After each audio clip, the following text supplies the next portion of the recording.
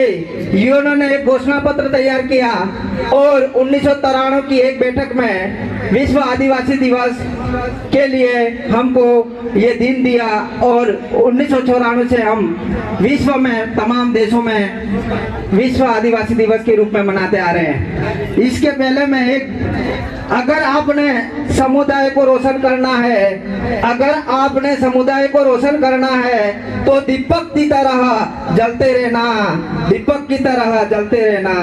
विश्वास के साथ जीना चाहते हो तो, विश्वास के साथ जीना चाहते हो तो लक्ष्य को पूरा करना, पूरा होने तक चलते रहना पड़ेगा, लक्ष्य को पूरा होने तक चलते रहने पड़ेगा। आज विश्व आदिवासी दिवस के अवसर पर आप तमाम समुदाय के हमारे गणवीर, मुखी, मतदार और माता बहनों और युवा साथियों और हमारे प्यारे समुदाय के विद्यार्थी भावी, जो प्यारी बहनें और तमाम आदिवासी समुदाय के जो लोग यहाँ उपस्थित हैं उनको और अन्य समुदाय के लोग भी हमारे आदिवासी दिवस के बारे में जानना है, उनको मैं मेरी ओर से लाख लाख जोहार करता हूँ।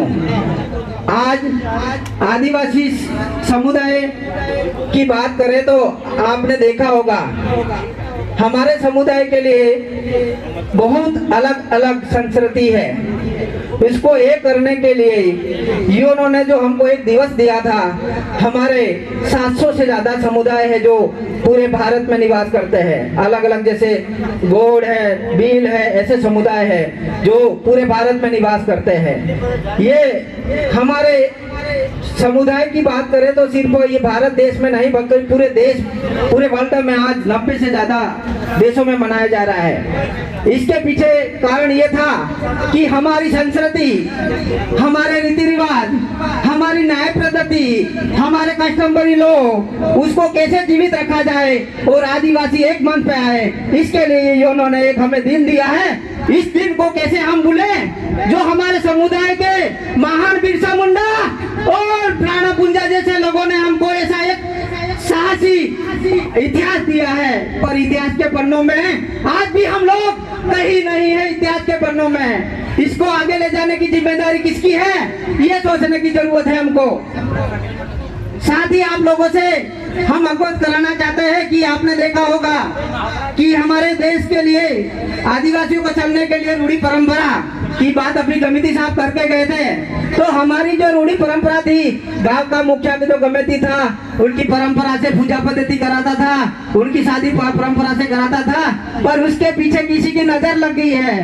कि नजर किसकी लगी है आप सब लोगों को पता है कि मनोवादी विचारधारा ने हमारे समाज को खोखला कर दिया है और उसको हमें मनन करने की जरूरत है कि हमारी माता बहनें और युवा बुजुर्ग किसकी ओर जा रहे हैं। जहां हमें शिक्षा लेने की जरूरत है उसी जगह हम मंदिर के घंटे बजाने जा रहे हैं, तो हमारे समाज का विकास भला नहीं हो सकता है।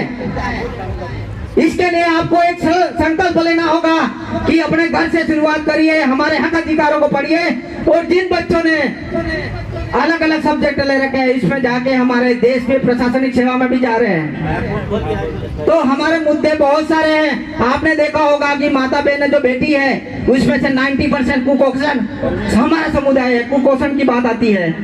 तो मैं ज्यादा बातें करना चाहूंगा कि सबसे पहला मुद्दा हमारा कुपोषण का है हमारे समुदाय में, दूसरा मुद्दा है शिक्षा का हमारा, तीसरा मुद्दा है हमारे जो कानून हक अधिकार मिले वो अभी तक धरातल पे लागू नहीं हुए हैं। चौथा है हमारा महिलाओं की जो भागीदारी, पहले जमाने में हमारे बाप दादा कहते थे कि महिला और पुरुष दोनों बराबर है, ऐसा हमारा समाज है आज महिला और पुरुषों में बांटने के चला हुआ है। तो उसको हमें मनन करना चाहिए। पुरानी जो हमारी रूढ़ी परंपरा है उसको कैसे जीवित करें, जीवित करके हम पालवी राज के द्वारा हमारे जो कोटवाल थे वो शादी कराते उस विधि से करिए। बहुत सारे लोग आपने देखा होगा कि उल्टे फेरे ले रहे हैं, मैंने अभी देखा बहुत ज्यादा जागरूक है यहाँ, जय जोहार बोलते हैं और अभी पंडित जी को लगे शादी कर रहे हैं। तो हम कहीं कहीं हमारे समाज को भूल रहे हैं।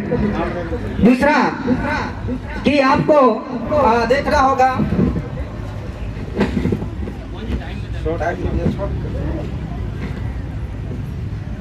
जल जंगल जमीन प्रकृति का रखवाला, पेड़ नदी नालों को पूजने वाला, उससे उज्जवल है अपनी भाषा, रीति रिवाज, परंपरा, न्याय, इतिहास, भाईचारा, समानता, सामूहिकता पर विश्वास करने वाला, यही है आदिवासी। उसको संभाल के रखना, नहीं तो किसी की नजर नहीं लग जाए।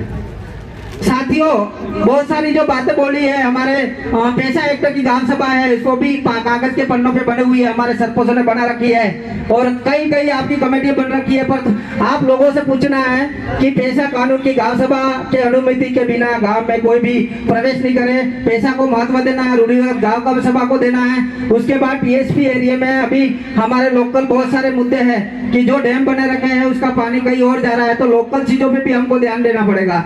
और साथ ही मैं कहना चाहूंगा कि जो स्कूलों का भवन है अभी टीएसपी एरिया में, तो एजुकेशन के मामले में देखा जाए तो गाँव में आज भी बिल्डिंग गिरने जैसी, अभी लगातार 4-5 स्कूलों का हमने विजिट किया था, देखा है कि एक स्कूल में एक स्कूल के रूम में 4 क्लासेस साथ में पढ़ती है। इसका मतलब 4 टीचर एक क्लास को पढ़ा रहे, इसका मतलब क्या पढ़ा रहे होंगे, देख लेना आप इसी क्षेत्र में। हमको उस पर भी सवाल करना होगा, ये सिर्फ एकता से होगा। मैं इसी संदेश देना चाहता हूँ, आप समानता के विश्वास करें, सामूहिकता के विश्वास करें। लड़ाई अकेले नहीं लड़ी जाती, हम सब मिलकर लड़ेंगे।